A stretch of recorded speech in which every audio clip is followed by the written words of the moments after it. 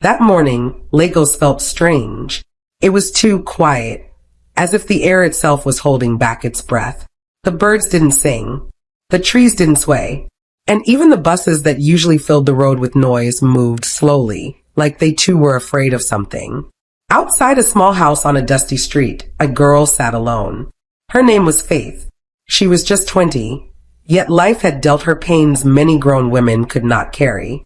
She sat on a broken plastic chair, wearing a faded wrapper around her chest. Her back was bent, her face hidden behind her palms. Her body was shaking, but not from cold. It was from pain. Not just the kind that comes from wounds, but the kind that comes from betrayal. Hot water had just been poured on her, boiling water. And not by a stranger, not by a robber, not by a wicked neighbor, but by her own mother, the same woman who gave birth to her. Faith's body was red. Her chest was burnt.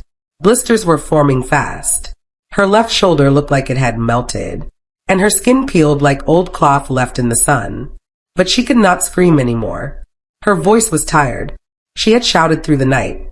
Now, she only cried silently. It was not the first time. This was just how life had been for her in that house. Her mother never liked her, never hugged her, never kissed her, never blessed her.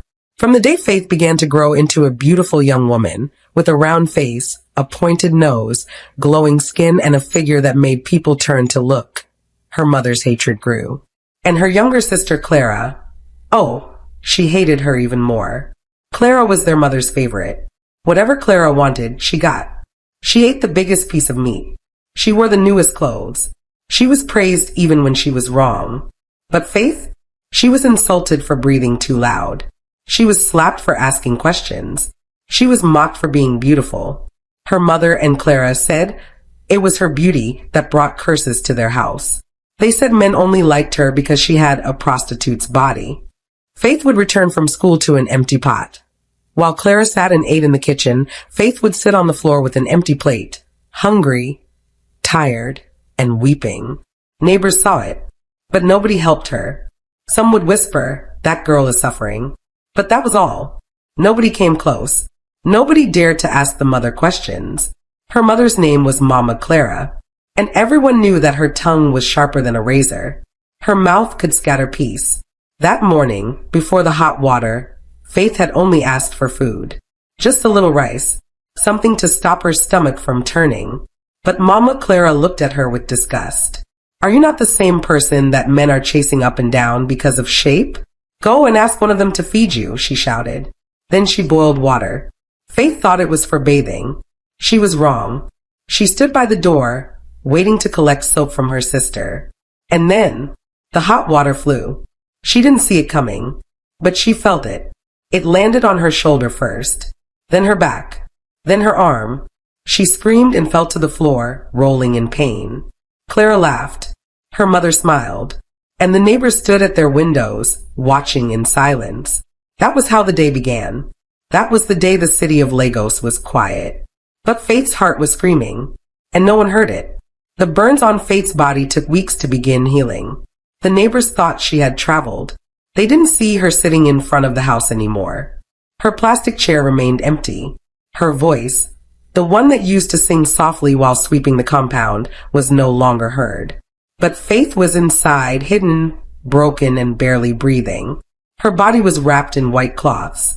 The doctor, who came once a week, shook his head often. "She's lucky to be alive," he said, after seeing the burns on her chest and arms. But Faith didn't feel lucky. She felt lost.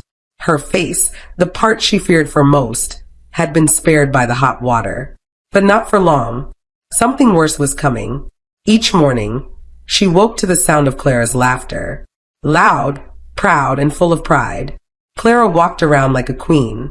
Her hair always freshly braided, her clothes clean and ironed. Their mother cooked special food, only for her, jollof rice, stew, fried meat. The smell filled the whole house, but they never gave Faith a plate. Sometimes, they left small bones for her to suck on. That was all. "She's not even useful again," Clara would say loud enough for her to hear. Faith's heart broke a little more each day. She could not understand why the woman who gave her life hated her so deeply. She remembered being a child and trying so hard to win her mother's love.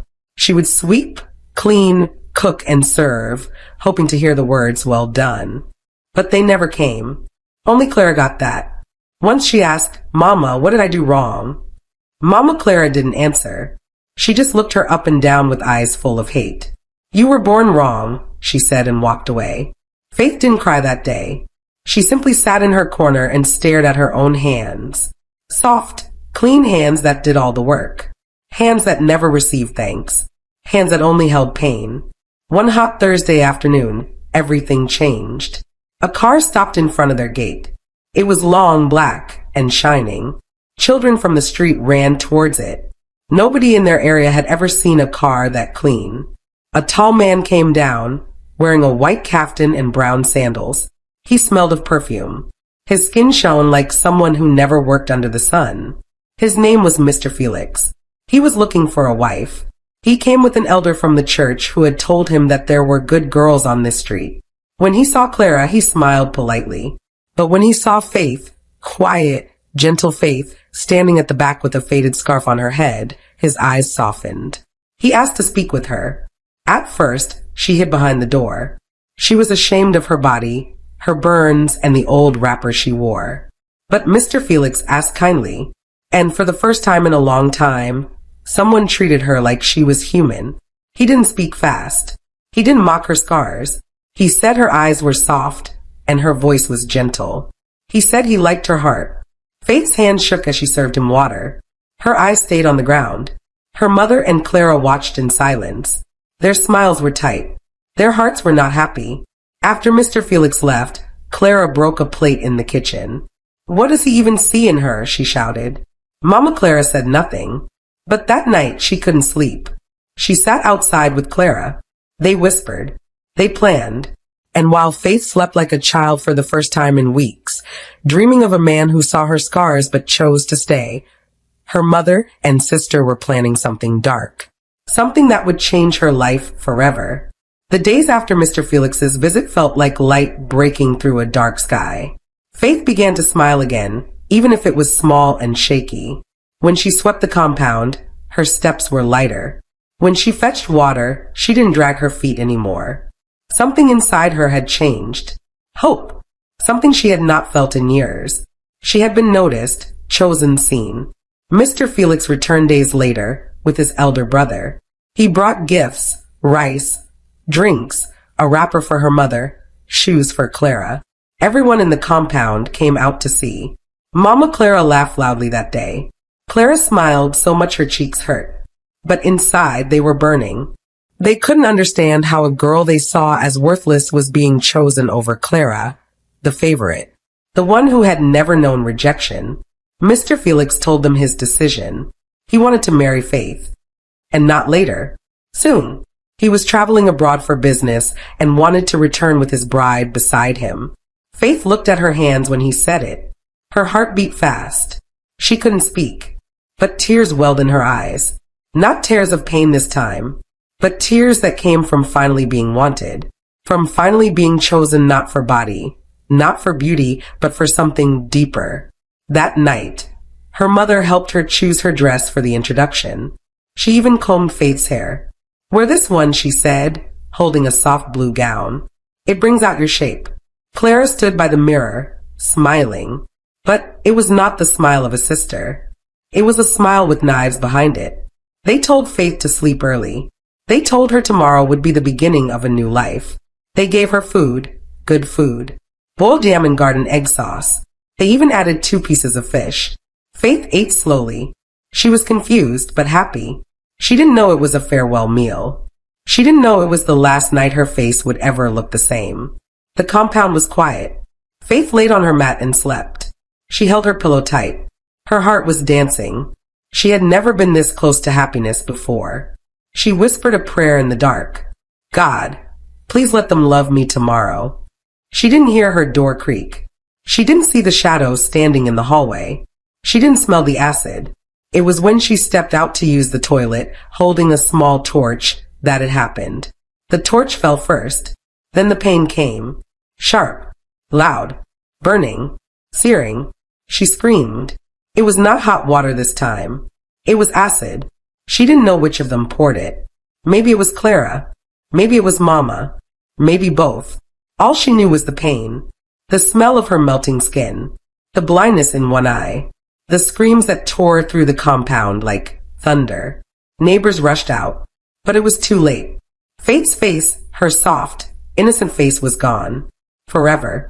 The acid ran down her cheeks, past her neck, over her chest. Her skin peeled like paper. Her lips blistered. Her eye closed. Her ear burned. And through it all, her mother stood and said, "No mistake." She poured it herself. Clara stood behind her, crying fake tears. But Faith knew the truth. Even as she fainted and the world went dark, she knew. They had planned it. They had planned it together. The same people who gave her life had now stolen her face. The hospital smelled of disinfectant and sadness. The walls were white, but there was no peace in them. The nurses moved quickly, whispering as they passed the room. Some turned away when they entered. Some looked at Faith like she was no longer human. She had been there for weeks. She had not spoken. Not once. Only the sound of her breath, weak and broken, filled the quiet room. Her face was wrapped in bandages, tightly, every inch covered. Only her lips and one swollen eye were left open. And even that eye stayed closed most of the time, not just from pain, but from fear. Fear of what was under the bandages. Fear of what she had become. She remembered how it felt when the acid touched her skin. It was not just pain. It was war. It was fire sent from hell. It ate into her slowly, burning her neck, her cheek, her ear. It screamed louder than her voice. She could still smell it, her own flesh, cooked and bleeding. She still woke up in the night, screaming. But no one came. Her mother never visited. Clara never came. Only one nurse, Nurse Ruth, would sit beside her sometimes and hold her hand. "God sees you," she would whisper. But Faith wasn't sure anymore. The day the bandages came off, the room was silent. The doctor came with a small mirror. He was an old man with kind eyes. But that day, even his hands shook. "Are you ready?" he asked. Faith nodded slowly. The bandages were peeled off one layer after another. She winced as the cold air touched her new skin. She could feel the difference already. She could feel that something had changed, something deep, something cruel. The mirror was placed in front of her. She stared, and what she saw made her gasp. The girl in the glass was not her. Her right eye was smaller now, surrounded by scarred flesh. Her nose was bent, part of it melted. Her cheek was rough and dark. Her lips were no longer soft. Her ear on one side was gone. Her skin looked like it had been patched by fire. One side of her face was a memory.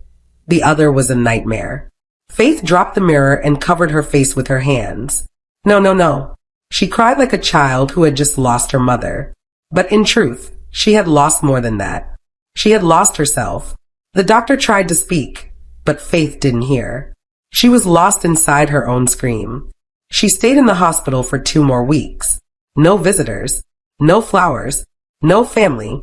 Her food was dropped by the door like she was a stranger. Even Nurse Ruth began to come less often. One Sunday evening, as the sun was setting, Mr. Felix came. He wore a fine suit and stood by the door, holding his phone. He did not enter. He did not smile. He looked at her once and looked away. Faith's heart began to beat. "Felix," she whispered, her voice dry. He didn't answer. He stepped forward just a little, then cleared his throat. "I'm sorry, Faith," he said coldly. "I came to tell you. I can't go ahead with the marriage." Her mouth opened, but no words came. "I'm not trying to be cruel," he continued, "but I need a wife I can proudly stand beside.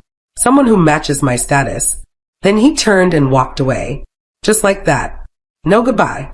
No hug. No promise. Just silence. And when the door closed behind him, Faith let out a sound. Not a scream. Not a sob. But something between death and heartbreak. That day she stopped asking God why. Because she already knew the answer. Some people were not punished for being bad. Some were punished for being too good and too beautiful. The morning of the wedding came with rain. Soft at first, then heavier, as if the heavens themselves were mourning for Faith. Inside the small house, Clara's laughter filled every room. Her heels knocked the tiles like music. Her white gown hung on the wall. Her hairdresser had just finished fixing her long weave. Her face was painted with gold powder. Her eyes were proud. She was getting married to Mr. Felix, the same man who once held Faith's hand and said, "You are the one I prayed for." Now he was marrying Clara, and Faith, the one who used to dream of walking beside him, was sitting behind a curtain. Alone, forgotten. She had returned from the hospital days before. Mama Clara told her not to come out. Not even once. "You'll scare my guests," her mother had said, her voice sharp. "Nobody wants to see that burnt face today."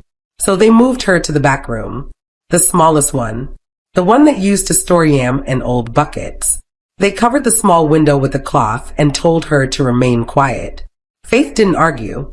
She had no strength left to speak.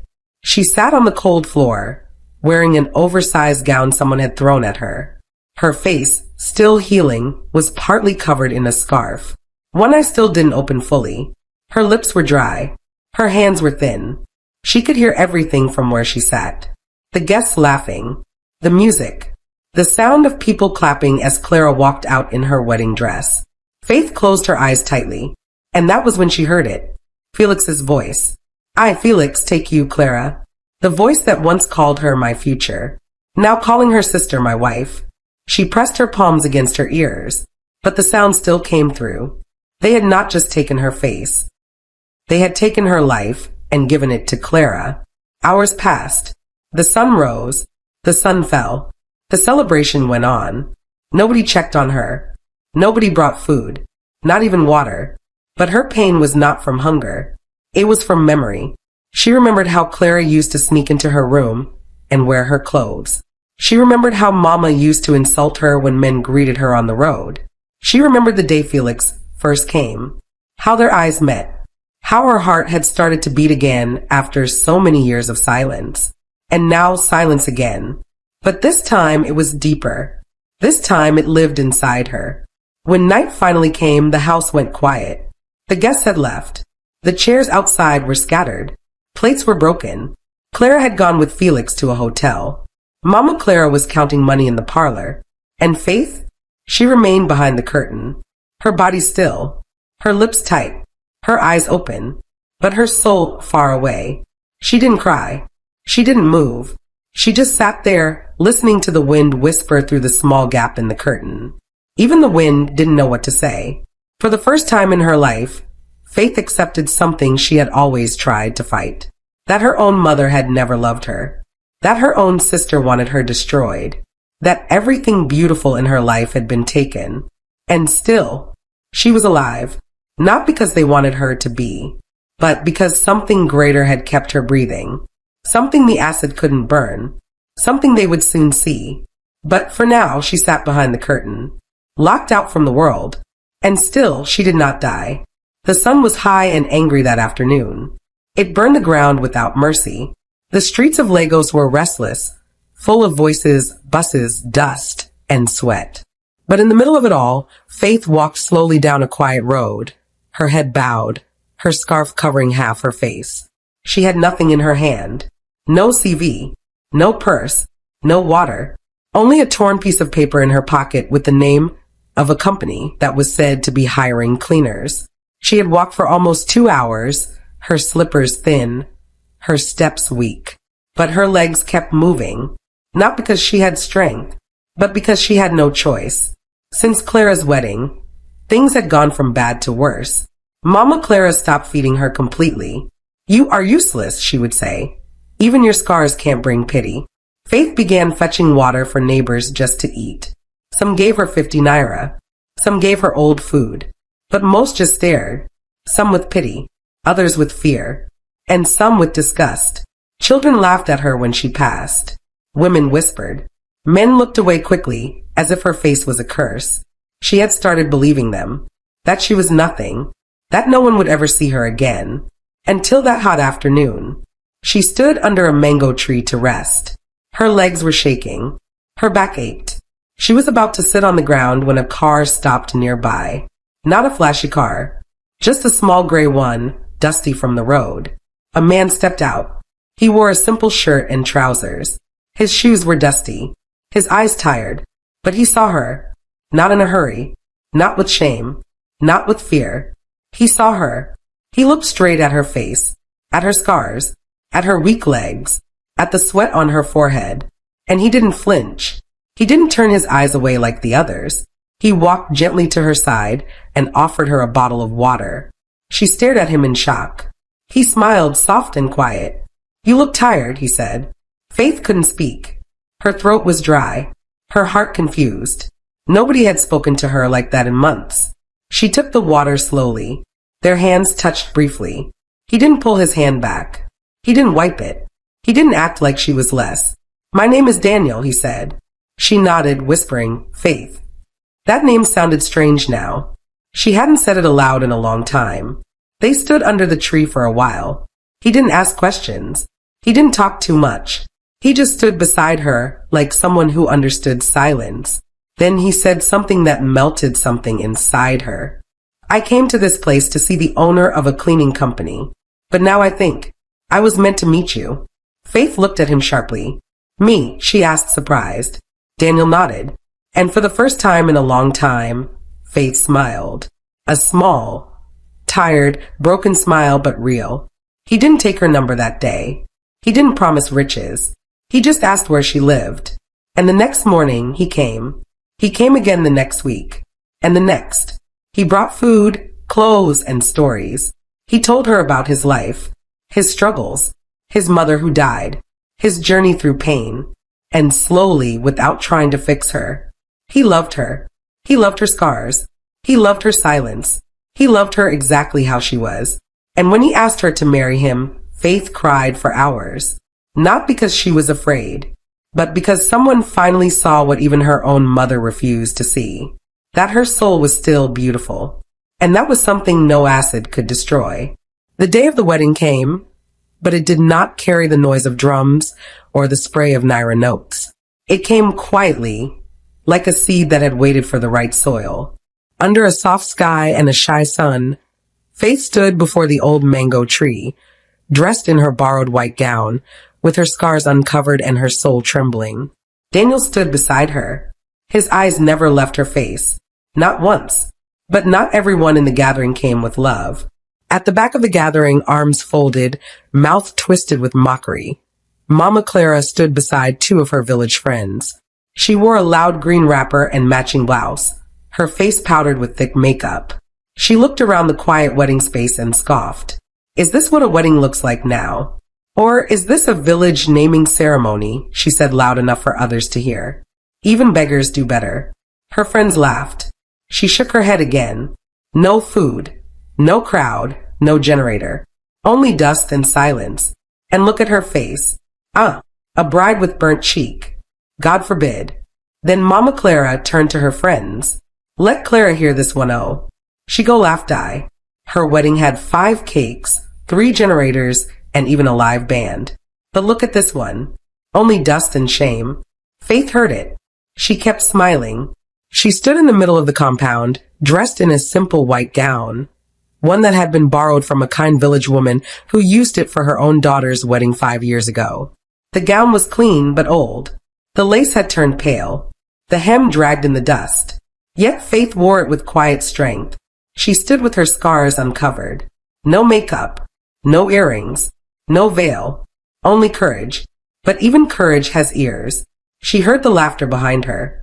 Her own mother's voice, sharp like broken glass. "Now, wow, is this what people are calling wedding now? Where is the decoration? Where is the meat? Even the bride, SEF, Mama Clara clicked her tongue and shook her head.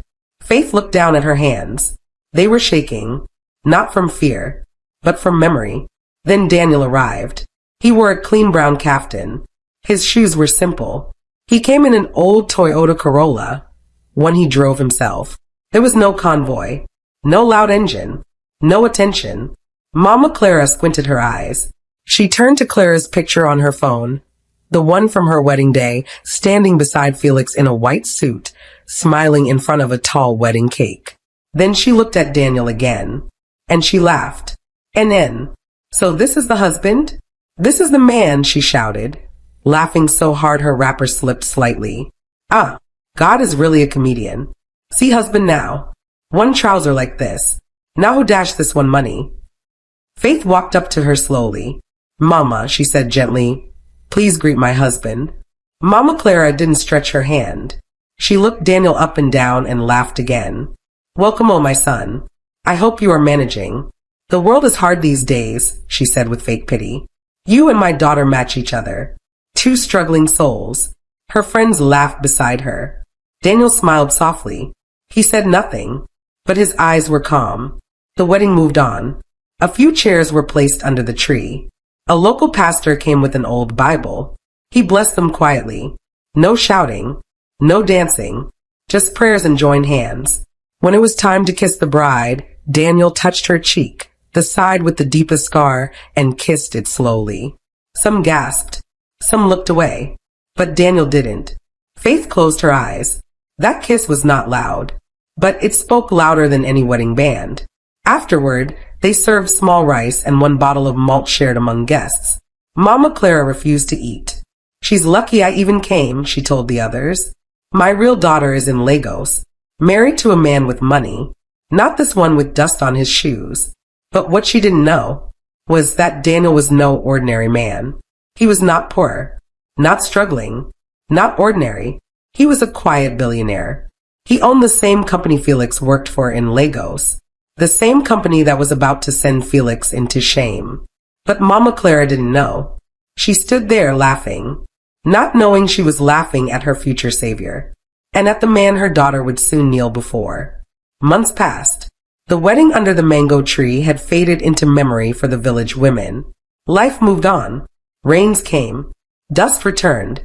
But far away in the city, in a flat with cracked walls and unpaid rent, Clara and Felix sat in silence. Everything had fallen apart. The company where Felix once worked had sacked him, disgraced him. They said he stole money, and even though he begged and swore, they pushed him out like trash. His name went from Sir Felix to that man who was caught. The shame followed them like flies. Clara, once the Lagos wife who danced with Gelly and snapped pictures at parties, now sat in wrappers, hair uncombed, eyes swollen from tears. All her gold had been sold. Her bags were empty. The same friends who clapped at her wedding now ignored her calls. The landlord had knocked 3 times that week. There was no food in the house, no work, no respect, and no hope. Mama Clara called them every day now weeping. Things were no better in the village. Her market stall had collapsed. Her rent was unpaid. Her name was on the list of those who owed the village contribution. One hot morning, Clara stood up and said, let's go home. Let's go to the village. We don't have anything left here. Felix didn't argue. They packed 2 small bags and boarded a slow bus. They had no plan, only shame. When they reached the village gate, their feet were heavy. The dust rose and stuck to their skin. Clara held her wrapper tightly. Her wedding ring had been sold 2 weeks ago. They passed neighbors who didn't greet them. Even the children didn't run to her anymore. She knocked gently on the gate. It opened slowly. Mama Clara came out in tears. My daughter, she cried, hugging Clara. My own daughter. They sat down in silence. Then Mama Clara spoke. There is one person who can help us. Just one. Clara looked up slowly. She didn't have to ask who.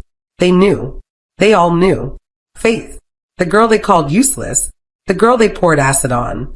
The girl they mocked on her wedding day. She was the only one living well now. But they didn't know how well.